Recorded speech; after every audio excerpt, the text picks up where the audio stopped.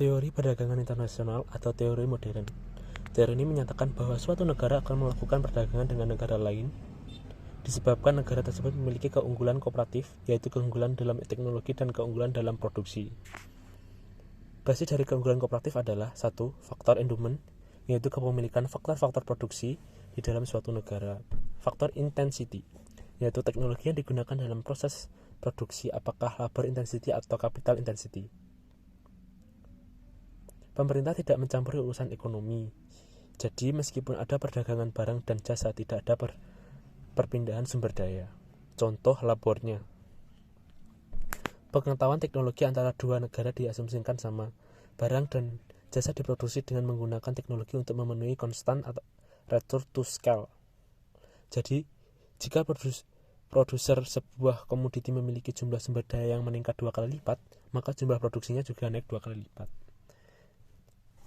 Teori ini menggunakan dua kurva isocost dan isoquant. Isocost berbagai kombinasi dua faktor produksi yang dapat dibeli dengan sejumlah uang tertentu. Misalnya negara A memiliki tenaga kerja yang banyak dan relatif sedikit kapital.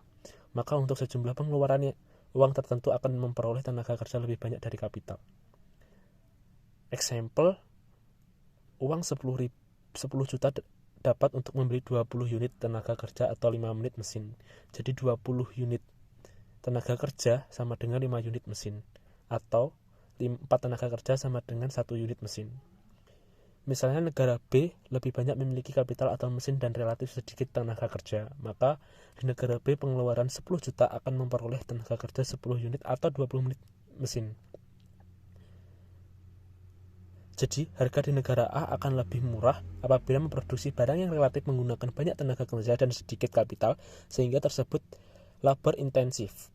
Sedangkan negara B lebih murah apabila memproduksi barang yang relatif menggunakan kapital dan sedikit tenaga kerja, sehingga disebut kapital intensif. Kurva isoquant, kurva yang menggambarkan total kuantitas produk yang sama. Titik optimal yaitu titik persinggungan antara kurva isocost dan isoquant. Jadi dengan biaya tertentu akan diperoleh produk yang maksimal, atau dengan biaya minimal akan diperoleh sejumlah produk tertentu.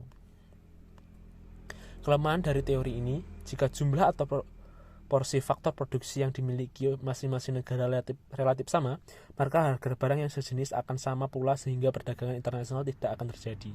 Teori biaya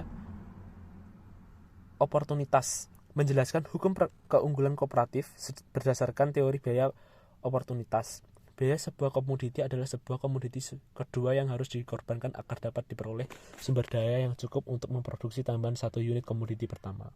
Biaya oportunitas sebuah komoditi yang sama dengan harga relatif komoditi tersebut. Contoh, dengan adanya perdagangan, Amerika Serikat harus melepaskan 2/3 untuk memperoleh tambahan sumber daya agar dapat memproduksi 1 unit tambahan gandum.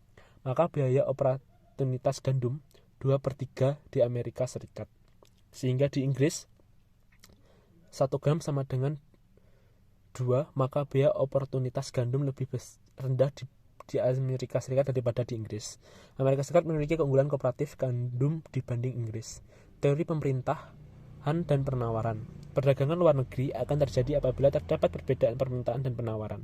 Faktor-faktor yang mempengaruhi permintaan adalah mendapatkan per kapita, selera masyarakat, dan lain-lain. Faktor-faktor yang mempengaruhi penawaran, jumlah dan kualitas faktor produksi, derajat teknologi, dan faktor internalis. Paradigma baru mengenai perdagangan internasional. Beberapa kelemahan teori klasik dan modern, khususnya yang berkaitan dengan asumsi-asumsinya adalah tenaga kerja dianggap homogen, padahal heterogen. Tidak menganggap penting teknologi, timbul pemikiran baru bahwa perkembangan ekspor tidak hanya ditentukan